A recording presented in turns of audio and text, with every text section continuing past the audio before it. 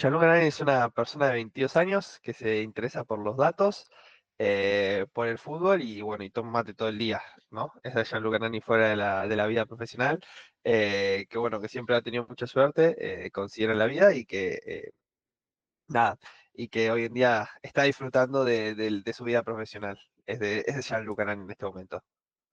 Espectacular, Jean. Y a nivel profesional, ¿cómo te definís? A nivel profesional me defino como una persona con experiencia, digamos, no ninguna, pero baja o poca, pero bueno, con hambre, con mucha hambre, mucha motivación, mucha ganas de aprender. em, y bueno, hacíamos a título específicamente, me consideraría un Junior Data Science o un Junior Data Engineer, ¿no? Con, como te digo, mucha ganas de aprender. Excelente, me encanta, me encanta. Jean, contame un poquitito, antes de conocernos, cuáles eran los principales obstáculos que estabas enfrentando en lo que era tu búsqueda laboral. Ujú. Yo creo que los principales obstáculos era llamar la atención, ¿no? Me la pasaba aplicando en LinkedIn, me acuerdo, me levantaba todos los días y aplicaba, tenía por día tenía 30 o 40 trabajos aplicados, todo por LinkedIn, también por otras plataformas, y nada, no llegan ni instancias de un mensaje de, bueno, podemos tener una call de 30 minutos, que es generalmente lo más básico, ¿no? Saber quién sos, para que te conozca, para que sepa quién sos, y me costaba muchísimo eso, me costaba muchísimo llamar la atención en LinkedIn. Y nada, y después de que nos conocimos eso cambió totalmente, empecé a llamar la atención incluso sin tener que aplicar, lo cual más de una vez me sorprendió porque no tenía fe en alguna que otros lados y nada, eso creo que era mi mayor problema. Bien, bien. Contame un poquitito, yendo a ese momento, por ahí antes de conocernos, ¿cuál era tu mayor miedo o frustración que sentías en aquel momento? Bueno, algo que pasa en el mercado laboral hoy en día que no, sí me sigue molestando un poco, digamos, frustrando, es que hay muchos puestos junior que te piden, eh, digamos, demasiados conocimientos para ser un junior, ¿no? Te piden 20, 30 tecnologías y cuando se supone que vos sos una persona junior, una persona con pocos conocimientos, entonces, nada, eso es algo que me frustra y me frustra en el momento poder decir, bueno, yo no voy a llamar nunca la atención porque jamás voy a tener esos conocimientos, ¿no? Y sin embargo, pude entender que se puede llamar la atención desde otro lado, no necesariamente saber todo lo que te piden en la hoja de la job description y incluso así siempre vas a encontrar alguna con tiempo, ¿no? Siempre vas a encontrar una job description que te mache exactamente a vos. Así que hay que tener paciencia, digamos, cosa que ya al final del proceso me estaba costando un poquito. Sí, me imagino, me imagino. Jan, y en ese momento de estar intentando, no sé si se estaba mandando entre 40 y 50 aplicaciones por día, ¿qué fue lo que te hizo clic? Que dijiste, mira, voy a buscar una ayuda externa, voy a considerar incluso invertir en una ayuda externa, en lugar de por ahí seguir intentando por tu cuenta. Bueno, yo había estado estos 6 meses, yo había estado desde diciembre del año pasado aplicando y yo ya sabía que había gente que ayudaba, gente que optimizaba, que a lo mejor yo no estaba tan eh, fresco con esos conocimientos o no los conocía para nada. Y nada, yo ya entiendo que el mercado cada vez se complica más, cada vez se complica más y no quería perder más tiempo, yo me había recibido, lo que quería era aprender, entonces quería tratar de empezar lo antes posible con un trabajo, ¿no? Yo creo que el click fue una vez que yo pensé que iba a tener la primera, digamos, call de 30 minutos y al llegar a la call me dijeron no, que estaban esperando otro candidato, lo cual me hizo bastante mal y dije, bueno, no, acá hay algún problema de llamar la atención porque si aunque se hubiese llamado la atención un poquito me hubiesen dejado de la call, ¿no? Yo creo que ese fue Claro, claro, claro. la gota que rebalsó el vaso y dije, bueno, no, acá hay un problema que no estoy pudiendo llamar la atención. Bien, bien, bien, bien. Hoy hablabas un poquito de esto de no poder llamar la atención, de tener poca visibilidad con tu perfil, de que te encontrabas con que aplicabas un montón de vacantes y no llegabas ni siquiera a la primera llamadita de 30, 20 minutos. También mencionaste que encontrabas que tenían muchas tecnologías para junior. Me gustaría saber cómo hicimos durante el proceso para poder resolver, pero más que saber que les cuentes a los que están del otro lado, Mm. cómo hicimos durante el proceso para resolver estas trabas que estabas teniendo. Yo creo que a través de proyectos personales, yo tenía varios proyectos personales, lo cual al principio yo pensé que a lo mejor no valían tanto, pero una vez que lo hablamos y que lo pusimos en práctica, los proyectos personales, el estudiar por tu cuenta en tiempo libre y seguir sumando proyectos para validar el conocimiento que te piden, sí ayuda un montón. No es que ayudó un montón, fue clave para poder demostrar esa validación de conocimientos y demostrar que esos conocimientos estaban realmente. Yo creo que eso fue lo más importante para demostrar las tecnologías y, digamos, que llama la atención, que decir, bueno, a lo mejor tengo experiencia baja, pero tengo mucha ganas de aprender y lo puedo ver acá en mis proyectos, ¿no? Eh, Así que nada, eso. Bien, bien, bien. En tu caso, bueno, un laburo fuerte que se hizo fue bueno, la optimización de todo el perfil profesional, desde cómo contamos tu historia en base a un análisis de mercado, con eso optimizar el currículum, con eso optimizar el LinkedIn. Contaba un poquito resultados que hayas tenido o cómo vos sentiste el cambio con respecto a por ahí el perfil laboral que tenías antes de trabajar juntos.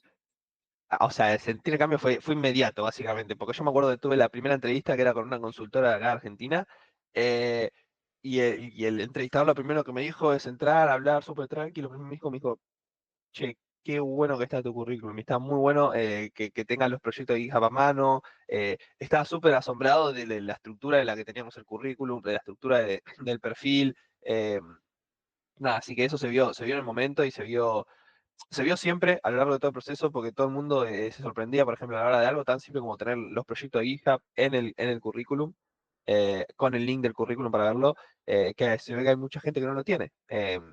Y después también estaban todos muy contentos con la estructura del currículum, más allá de que era un formato normal, digamos, dicen que la manera de leerlo era bastante sencilla y se leía bastante fácil. Entonces, nada, eso en cuanto al currículum y en cuanto al perfil. Yo creo que también fue inmediato porque empecé a tener visualizaciones todo el tiempo, todos los días. Hoy han entrado 3 personas a tu perfil, hoy han entrado 2 personas a tu perfil. Está bien, a lo mejor no son reclutadores, no son tomadores de decisiones, pero es algo que demuestra que, ok, estoy teniendo visibilidad, a la gente le interesa mi perfil, ve mi foto y ve que dice Junior Data Engineer, Junior Data Science, y dice, tiene pinta de que sabe, por lo menos, ¿no? Así que nada, eso se ve. Más profesional. Claro. Y bueno, vos ahí también contribuiste, me gustaría que cuentes eso, porque mucha gente, a ver, la realidad es que depende del perfil, cambia mucho. Si agarro un senior data engineer, le hacemos la optimización técnica y con eso ya empieza a tener entrevistas a rolete. Pero para un junior, yo siempre digo que es muy importante también que ustedes trabajen esa presencia. En tu caso, ¿cómo hiciste vos para generar contenido, para generar movimiento? ¿Qué contaste, qué mostraste, qué resultados tuviste de eso? Lo que hacía generalmente era las publicaciones, ¿no? Que habíamos dicho que yo había aprendido que había un rango horario para hacerlo, ¿no?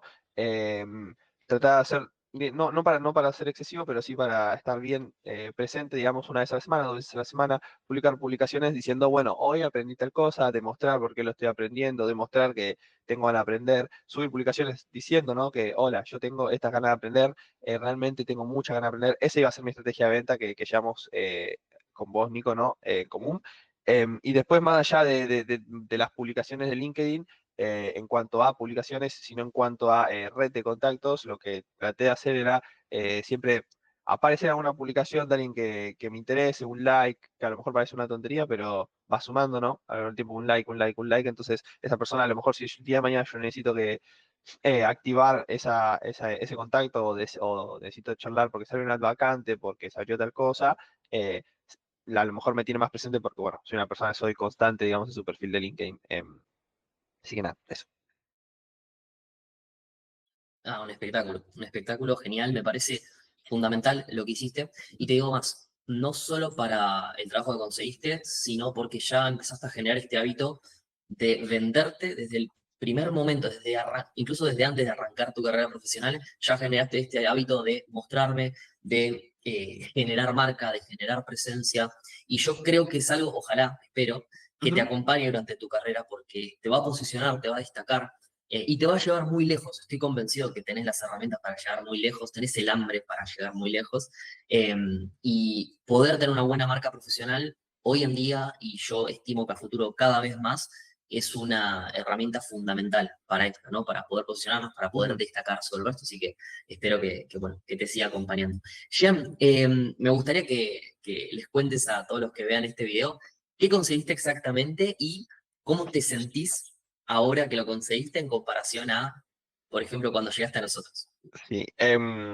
Bueno, acabo de conseguir un trabajo como Data Engineer en una agencia de marketing de Estados Unidos. Es completamente remoto. Horarios, estoy incluso sorprendido hasta de los horarios por la facilidad que manejan, la libertad de horarios que manejan, ¿no? Claramente hay un horario más o menos preestablecido, pero la flexibilidad que generan los horarios remotos, increíble, y sobre todo esta compañía.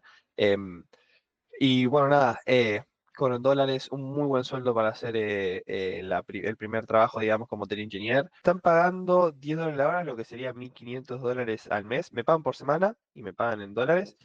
Para hacer un primer trabajo sin experiencia, la verdad que más que bien.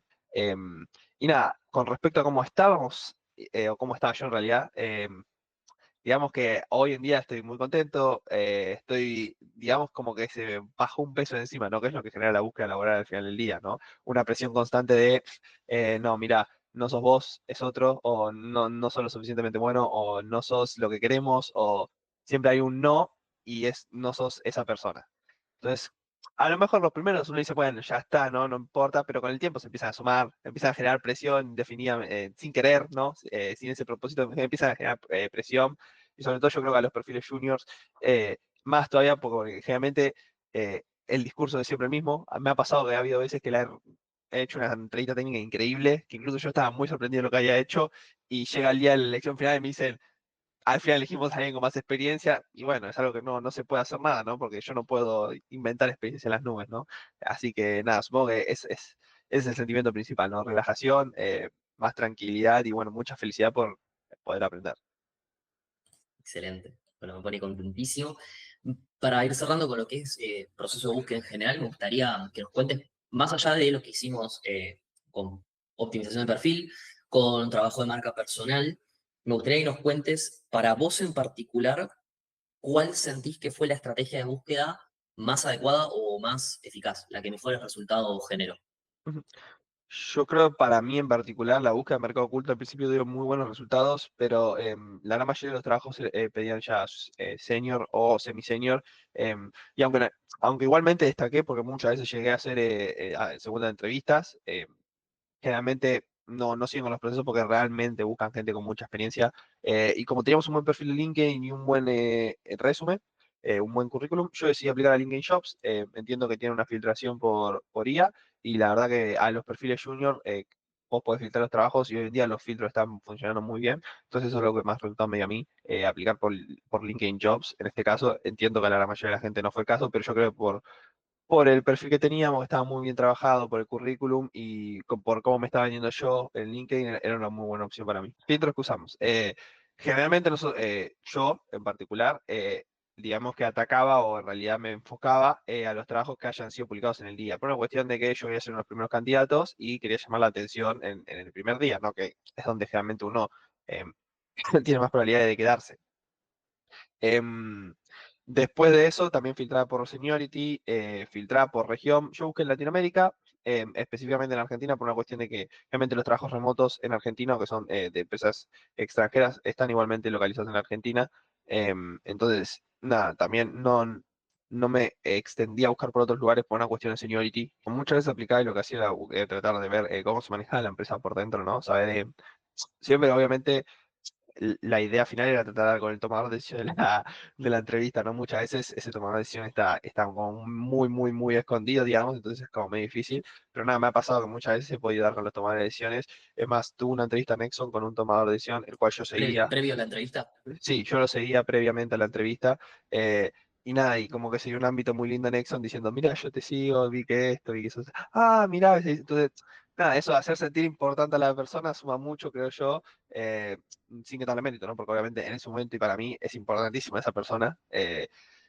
Así que nada, eso salió muy bien y siempre lo traté de hacer. Una vez salió muy bien, otras veces no se pudo conseguir mucho, pero aún así se creció la red de contacto y me va a generar valor quizás en un futuro. ¿Cómo describirías, para alguien que no nos conoce de nada, el valor de la mentoría para el Gianluca que llegó a nosotros y que estaba dudando de si vale la pena o no invertir en esto? Yo creo que yo lo escribiría como una inversión que no tiene precio. Es como algo que vos venís, no es solo vos venís, te hacemos este contrato, Nico, o nos ponemos en contacto para trabajar y listo. Es algo que te enseña cómo moverte en el mundo profesional hoy, que más allá del valor que pueda tener o tu tiempo, es algo que yo creo que no va a tener, no tiene algo que se pueda, no se puede decir que esto vale esto, simplemente porque en realidad vale mucho más y es una manera en la que vos te vas a manejar.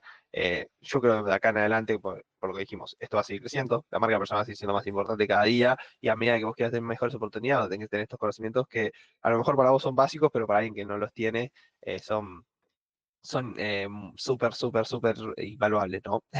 Así que eso es lo que le diría a Jean-Luc Arani que venga, que es una mentoría, que es una forma de ver el mercado laboral que no tiene un valor y que el valor que tiene, digamos que hasta es barato. Gracias por dejarme ser parte de tu proceso, gracias por dejarme ayudarte.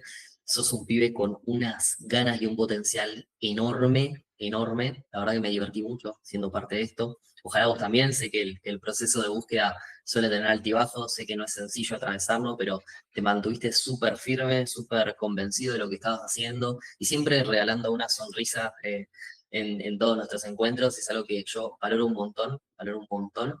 De nuevo, de mi parte, contás para lo que necesites y a partir de acá nuestro servicio se da por terminado, pero espero que nuestra relación no. Eh, Contás para lo que necesites, proyectos, próximos trabajos, consultas, dudas, lo que sea, acá vamos a estar. Y para cerrar este cafecito, te quería preguntar si querías dejarle algún mensajito al resto del equipo. Sí, nada, que muchas gracias. Tuve la suerte de conocer a Efraín al principio del proceso y a Connie a la mitad, y nada, la verdad que me parecieron súper agradables. Y más, y también a todas las otras personas que estaban con vos, que también las conocieron como parte de tu equipo, a todos los otros personas que estabas mentoreando. Y nada, muchas gracias a todos por sumar y muchas gracias a todos por siempre darme su consejo y su predisposición, ¿no?